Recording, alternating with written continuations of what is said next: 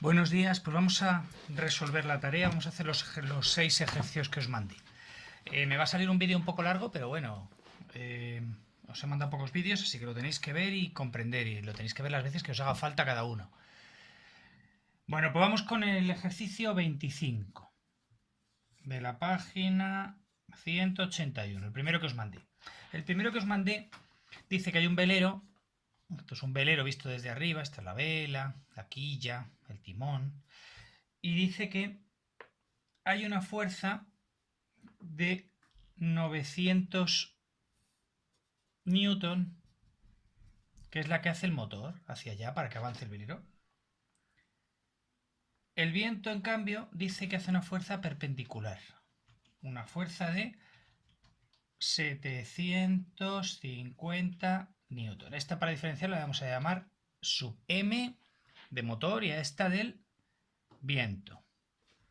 Y entonces dice que el velero se mueve con movimiento rectilíneo y uniforme, o sea, que no hay aceleración. La velocidad es constante.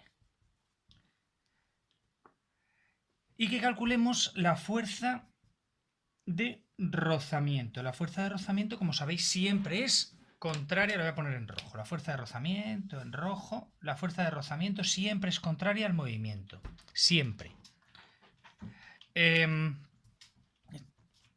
Siempre es contraria al movimiento. Esto lo sabéis, ¿no? De tercero. Entonces, ¿qué tenemos que hacer? Pues lo primero que tenemos que hacer es calcular la fuerza resultante de estas dos. Combinamos las dos fuerzas, como sabéis ya. Son dos fuerzas perpendiculares y sacamos la fuerza resultante. ¿Y cuál es la fuerza resultante? Pues ya sabéis, cuando son dos fuerzas perpendiculares se utiliza el teorema de Pitágoras, o sea, esta fórmula, cateto al cuadrado más cateto al cuadrado es igual a la hipotenusa al cuadrado. Hacemos la raíz y nos sale. Y esta lo hacéis con la calculadora y nos sale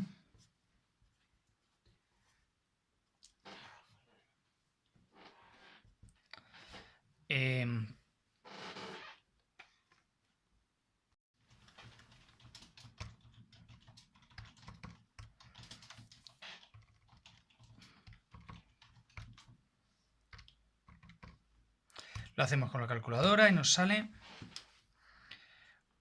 1171,53 newton. Muy bien, pues esta fuerza vale 1171 hacia allá. ¿Cuánto es la...? Entonces el barco es como si el motor tirara hacia allá, si no hiciera viento y el motor tirara hacia allá con esa fuerza.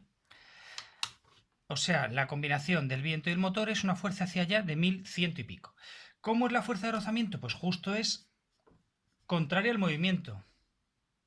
Contraria al movimiento, hacia allá.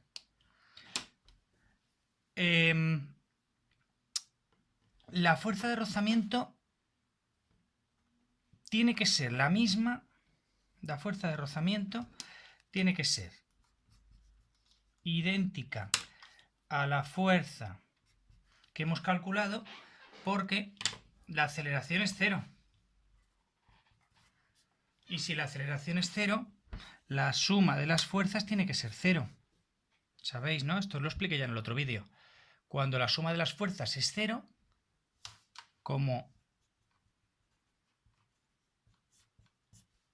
la segunda ley de Newton dice que la aceleración viene provocada siempre por una fuerza, pero si la suma de todas las fuerzas, la resultante, que es la suma de las fuerzas, lo mismo que esto, es cero, pues si esto es cero, la aceleración tiene que ser cero. Si esto es cero, esto tiene que ser cero. Nos da igual la masa, esto nos da exactamente igual. Si esto es cero, esto es cero. Tenéis que tenerlo clarísimo esto. Si la aceleración es cero, si la fuerza es cero, la aceleración es cero. Y al revés. Bueno, entonces, la fuerza de rozamiento, ¿cuánto vale entonces? 1171,53. Lo mismo que la otra, pero en sentido contrario. Y como es sentido contrario, le ponemos un menos. ¿Vale? Es hacia abajo. Le ponemos un menos. Y chimpún, ya está. Muy bien. Pues venga, vamos a por este ejercicio a lo mejor no lo habéis conseguido hacer, Pero es bueno que lo hayáis intentado, ¿eh? Aunque no lo hayáis conseguido, es bueno que lo hayáis intentado porque os planteáis cosas, seguramente hayáis descubierto esto vosotros, porque ya lo habéis oído que os lo he contado, sepáis lo que es esto, y esto seguramente no lo sepáis, ¿eh? Que si no hay aceleración, esto tiene que ser igual a esto. Pero bueno, os lo he mandado adrede sabiendo que a lo mejor os iba a costar trabajo. Y si lo habéis hecho, pues fenomenal. El 27, venga, seguimos. El 27. Dice, razona si las siguientes afirmaciones son verdaderas o falsas. A. Un cuerpo se mueve siempre en la dirección y sentido en que actúa la fuerza resultante. O sea, que si en un cuerpo hay una fuerza hacia abajo, por ejemplo, siempre se tiene que mover hacia abajo. ¿Eso es verdad? ¿Que siempre se mueve hacia abajo? No. Porque fijaos, por ejemplo, cuando lanzamos una piedra hacia arriba, la fuerza hacia dónde es, hacia abajo, que es la fuerza de la gravedad. La fuerza sería, por ejemplo, la fuerza de la gravedad. La fuerza de la gravedad. Y la fuerza de la gravedad es hacia abajo, y sin embargo la piedra puede moverse hacia arriba. Con lo cual el primero es falso. La fuerza resultante nos indica hacia dónde acelera. En el caso de la gravedad acelera hacia abajo siempre, lo sabéis, la G siempre es hacia abajo, pero no tiene que ver con el movimiento, hacia dónde se está moviendo. La B. La aceleración de un cuerpo siempre tiene la misma dirección y sentido que la fuerza resultante. Esto sí es verdad. O sea, si la fuerza resultante es hacia abajo, como aquí por ejemplo, la aceleración es hacia abajo, siempre. Porque la aceleración, miradlo aquí, siempre viene provocada por una fuerza. Y la fuerza es un vector. La masa no. La aceleración también. Siempre la velocidad, la dirección y el sentido de la A viene dado por la dirección y el sentido de la fuerza. O sea que siempre que sobre un cuerpo hay una fuerza resultante hacia la derecha, la aceleración resultante siempre es hacia la derecha. Si hay una fuerza resultante hacia arriba, la aceleración de ese cuerpo es hacia arriba. Otra cosa es que el cuerpo vaya hacia arriba. Una cosa es hacia dónde va el cuerpo y la velocidad del cuerpo, y otra cosa es la aceleración. Y la aceleración en dirección y sentido siempre coincide con la de la fuerza. O sea que esta es verdadera. La C. Dice, las fuerzas son proporcionales a las velocidades que provocan los cuerpos, que provocan en los cuerpos. Esta también es verdad. Cuanto más fuerza hacemos, más aceleración. ¿Y la aceleración qué es? El cambio de velocidad provocado en un cuerpo, con lo cual sí. O sea, esta y esta obviamente son proporcionales. Cuanta más fuerza, más aceleración. Y cuanta más aceleración, más cambia la velocidad. Muy bien, pues ya está. Esta es verdadera también. El 28. Bueno, igual que el ejercicio 25 os he dicho que era difícil y que es normal que no hubierais sabido hacerlo, este en cambio sí que deberíais haberlo hecho todos bien. Es un ejercicio muy típico y yo creo que es bastante fácil. Mirad, ¿qué hay que hacer? Os dije cuando tenemos que sumar fuerzas perpendiculares. Pues utilizamos el teorema de Pitágoras, pero para eso tenemos que tener solamente dos fuerzas, con lo cual en este ejercicio se nos pide que sumamos las tres fuerzas. Esto lo tenemos que transformar en esto. Esta no la tocamos, esta fuerza no la tocamos, y estas dos las podemos combinar en una. ¿Cómo se suman dos fuerzas con la misma dirección y distinto sentido? Sumándolas. Esta, como va hacia la izquierda, la restamos y esta la sumamos. Y entonces, menos 450 más 200, o 200 menos 450 nos da 250 negativo. Significa 250 hacia este lado. Para no confundirnos y llamar a las dos fuerzas F, a esta la llamamos Y, como siempre, porque está en el eje Y, y a esta la llamamos X porque está en el eje X. ¿Y ahora cómo sumamos estas dos? Pues muy fácil, con el teorema de Pitágoras. Suma de catetos igual a hipotenusa al cuadrado, que viene siendo un cateto, otro cateto, y la hipotenusa es la resultante esta. Ya lo he explicado muchas veces, aquí no me repito. Esta la llamamos F a secas, porque es la resultante de todas. Meto los datos en la calculadora y nos da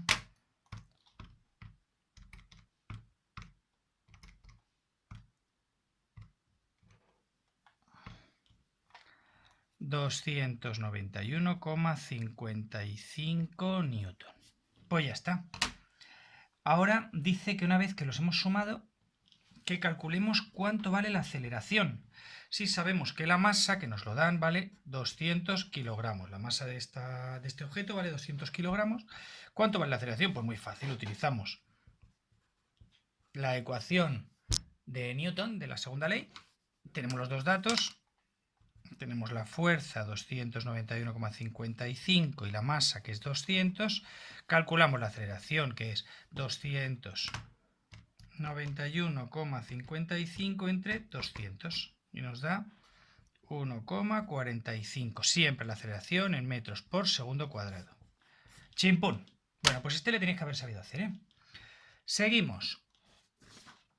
El 31. El 31 también es de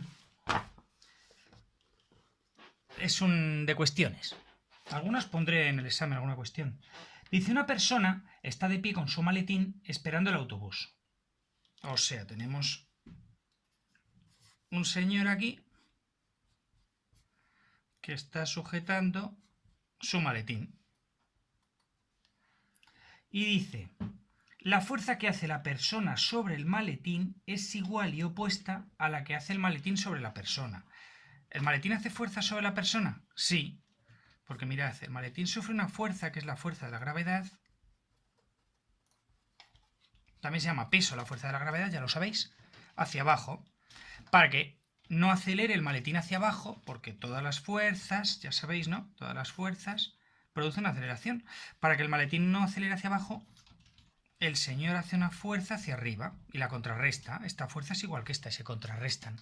Entonces la pregunta es, dice, la fuerza que hace la persona sobre el maletín, que es esta, la fuerza que hace la persona, ¿es la misma que la que hace el maletín sobre la persona? Sí.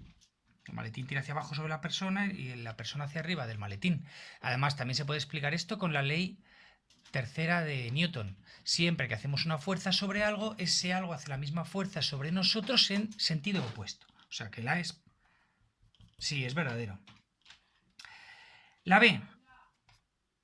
La afirmación anterior es cierta incluso si la persona está subiendo el autobús. Si está subiendo el autobús, ¿qué pasa? Al subir el autobús, esta persona tira más fuerte del maletín porque necesita que el maletín ascienda según está subiendo el autobús. El maletín, igual que la persona, tiene que ascender, ¿verdad? Entonces, si cambia de velocidad el maletín, significa que esta fuerza es mayor que esta. En el segundo caso, la fuerza que hace la persona es mayor que la fuerza que hace el maletín hacia abajo. Sin embargo, esta fuerza que hace la persona por el tercer principio es igual a la que hace el maletín en sentido contrario. A ver, ¿cómo se puede explicar esta paradoja? ¿Qué es lo que os dice el problema? Bueno, es que estamos hablando de dos cosas. Una cosa es la fuerza resultante, sumamos la fuerza, esta más esta, y nos tiene que dar que hay una fuerza resultante positiva hacia arriba, porque es la que hace que cambie el maletín su aceleración y de estar parado a empezar a ascender para subir al ascensor, el maletín. Y otra cosa es, esto por un lado, y otra cosa es la tercera ley de Newton, que nos dice que si hacemos una fuerza sobre algo, ese algo hace una misma fuerza sobre nosotros. Entonces, ¿cómo resolver esta aparente paradoja? Bueno, pues que la realidad es que a esto se le suma una tercera fuerza, que es que el señor con las piernas al subir está haciendo una fuerza en los escalones del autobús. Imaginad que estos son los escalones. él hace una fuerza hacia abajo en los escalones. Al pisar en el escalón para subir al autobús, hace una fuerza. Los escalones, a su vez, por la tercera ley, hacen una fuerza hacia arriba del señor. Con lo cual, hay una fuerza extra ahí. ¿De acuerdo? Este es un poco difícil de entender, no os preocupéis, que ya sé que este lo pilláis muy mal, porque es difícil comprender. La tercera ley de Newton hay veces que aparecen paradojas de estas aparentes, que luego no son paradojas, pero os cuesta un poquito entender. Entonces, ¿cuál es la respuesta? Os lo repito, porque sé que es un poco complejo esto. La respuesta es, hay una fuerza neta en el maletín hacia arriba. Esa fuerza neta viene provocada por la fuerza que hace el señor hacia abajo cuando sube los escalones. Al subir los escalones, los escalones hacen una fuerza sobre él hacia arriba por la tercera ley de Newton. Y entonces lo que aparece es una fuerza extra del maletín hacia arriba que hace que la resultante, o sea, el sumatorio de fuerzas sea positivo hacia arriba. Bueno, pues no sé si lo habéis entendido, no os agobiéis mucho porque este es un poco lioso, este apartado, ¿vale?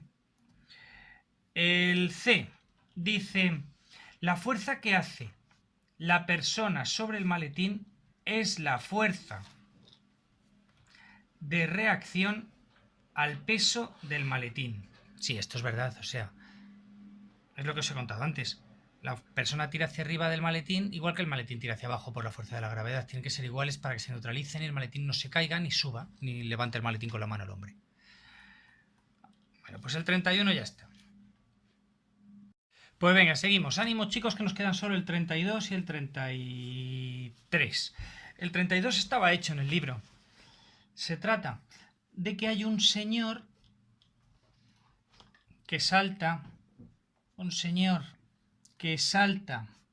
de una barca, esta es la barca, salta para allá de la barca, y entonces, claro, al saltar el hombre, la barca se va hacia allá, ¿no? Porque al saltar él está... Voy a pintar aquí mejor. El hombre al saltar está haciendo fuerza hacia allá. Esta es la barca. Está haciendo fuerza hacia allá con los pies. Empujas los pies, pegas un salto, empujas hacia atrás. Y el tercer principio de Newton lo que hace es empujar al hombre hacia allá. Tú al empujar hacia acá, saltas hacia allá. Y por eso saltas de la barca. Pero claro, al empujar la barca hacia allá, la barca tiene una fuerza hacia allá. Bueno, en el libro lo consideran que es hacia horizontal. Bueno, da igual. Hay una fuerza hacia atrás que es la que ha hecho el hombre al saltar. Y lo que pregunta es... ¿qué aceleración? Porque si hay una fuerza sobre la barca hacia allá, tiene que haber una aceleración. ¿Cuánto vale esta aceleración? ¿Entendéis? El señor salta empujando la barca hacia allá. Al empujar la barca hacia allá, produce una fuerza. Esta es la fuerza que produce y esta fuerza produce una aceleración. ¿Cuánto vale esta aceleración? Bueno, pues, ¿cómo se hace esto? Pues mirad, la clave está en este dibujo. En este dibujo de aquí. El hombre, al hacer fuerza hacia ella, que es esta fuerza que es la que queremos calcular, esta fuerza es esta, la barca hace a él la misma fuerza pero en sentido contrario. Podemos calcular esta fuerza que hace la barca sobre él, porque nos dice que cuando el hombre salta adquiere una aceleración, la aceleración del hombre, voy a poner una sub h que significa la aceleración que adquiere el hombre, que es la que nos dicen, de 0,25 metros por segundo cuadrado. O sea, esta fuerza hace que el hombre acelere con esta aceleración. ¿Cuánta fuerza es esta? Porque si sabemos esta fuerza, sabemos esta, son iguales, que es la que queremos, para sacar la aceleración. Entonces, ¿cuánto vale esta fuerza? Pues sabemos la aceleración, pero también tenemos la masa del hombre. La masa del hombre es, nos lo dice el problema, 76 kilogramos. Entonces, esta fuerza es la masa por la aceleración, 76 por 0,25, y esto nos da 76 por 0,25, 19 newton. O sea, esta fuerza es 19 newton, que es la misma que el hombre ha hecho contra la barca, que es esta. Ahora vamos con la fuerza de la barca. La fuerza de la barca tiene que ser también la misma fuerza que ha hecho el hombre. Esta es la fuerza que ha hecho el hombre, la fuerza del del hombre, la fuerza de la barca, si queréis, así lo llamamos ponemos subíndices así para no confundirnos, tiene que ser las dos, tienen que ser 19, que es la misma en sentido contrario, ¿entendéis? Entonces, si sabemos que la fuerza de la barca es 19 y que vale la masa de la barca por la aceleración de la barca, con esta fuerza podemos sacar la aceleración, porque también sabemos la masa de la barca. Mirad, esto lo sabemos. La masa de la barca nos la dan, que es 130 kilogramos. Y la aceleración de la barca es lo que nos preguntan, con lo cual despejamos y nos sale que la aceleración que adquiere la barca es 19 entre 130, que nos sale 0,14 metros por segundo cuadrado. ¿Vale? Uy. Bueno, sí, en el libro viene negativa, porque ha puesto negativa, ha cambiado el símbolo este. Como tienen que ser en sentidos contrarios, pero bueno. Nosotros como la hemos pintado a la derecha la ha dejado positiva. Tendríamos que haber puesto negativa la aceleración del hombre y la fuerza del hombre. Pero bueno, no os preocupéis por el signo ahora. Bueno, el último, vamos a por el último, a por el 33. El 33 nos dice: explica el significado del dibujo que hace cada fuerza. Mirad. Dice que tenemos un velero aquí, que el viento hace una fuerza de 2000 newton hacia allá y que hay una fuerza en dirección contraria de 1500. Dice, indica la fuerza de reacción, o sea, cuando haces fuerza sobre algo, ese algo hace fuerza sobre ti, esa es la fuerza de reacción. Si yo empujo a alguien, ese alguien me empuja a mí. O sea, yo le estoy empujando así en todo el pecho, pues él con su pecho empuja mi mano hacia el otro lado. Esa es la fuerza de reacción. Entonces dice, indica la fuerza de reacción a la fuerza de 2000 newton. Es decir, el viento, me imagino que esto significa la fuerza que hace el viento sobre la vela, hace una fuerza hacia allá. Pues entonces, hacia atrás, hay una fuerza de reacción del velero en dirección contraria, de 2000 newton también. Pero sin embargo aquí dice que son 1500. ¿Qué es lo que está pasando aquí?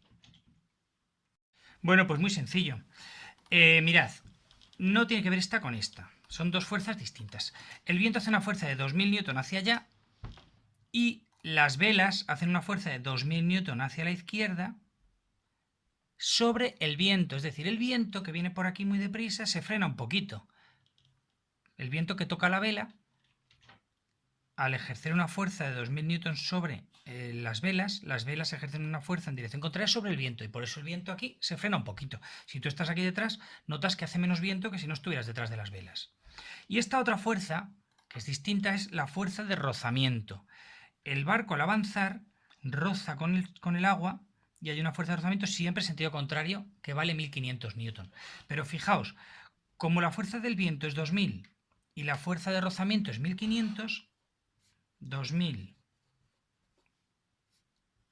y 1500, tenemos una fuerza resultante hacia allá de 500 newton, ¿verdad? Porque las fuerzas cuando son en la misma dirección y distintos sentidos se restan. Esta positiva porque va a la derecha, esta negativa porque está a la izquierda. Y nos sale 500 a la derecha. ¿Qué significa esto? Que al haber una fuerza hay una aceleración. ¿Y cuánto va esta aceleración? ¿Qué es lo que nos preguntan en el apartado B? Pues muy fácil.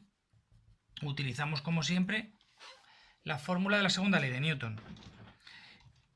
Y sabemos la fuerza, sabemos la masa que nos la dan en el problema, 220 kilogramos pesa el barco, por la aceleración, y de aquí la despejamos. 500 entre 220, 2,27 metros por segundo cuadrado. Y sabiendo la aceleración, nos dice el libro, podemos calcular qué velocidad tendrá cuando pasen 5 segundos. Bueno, pues es un problema de cinemática como los que hacíamos cuando todavía podía dar clases en la pizarra normal. Mucho mejor que ahora, ¿verdad? Pero bueno. Bueno, pues ponemos las fórmulas de la de movimiento con aceleración, porque hay aceleración, y la que nos interese, metemos los datos y sustituimos. En nuestro caso,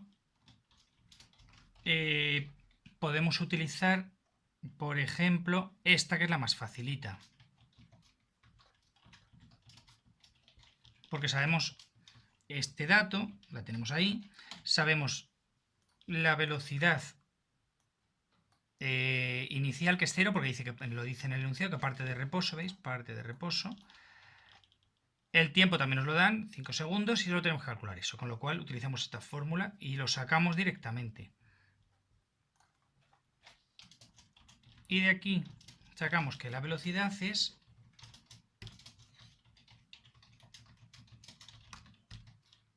2,27 por 5, que nos sale 11,36 metros por segundo. Chimpún. Pues ya está, chicos. Ya hemos terminado. Os voy a pasar para que hagáis durante Semana Santa, lo abro el lunes. Tenéis toda la Semana Santa para hacerlo, se tarda en hacer muy poquito, muy poquito. Son 10 preguntas fáciles. Un test de física del tema este para que veáis vosotros mismos cómo vais. Si vais mal me lo decís, todas las dudas ya os digo que me las preguntéis en el foro. Pues nada más, chicos, un abrazo y felices Semana Santa, felices Pascuas desde Gafolandia.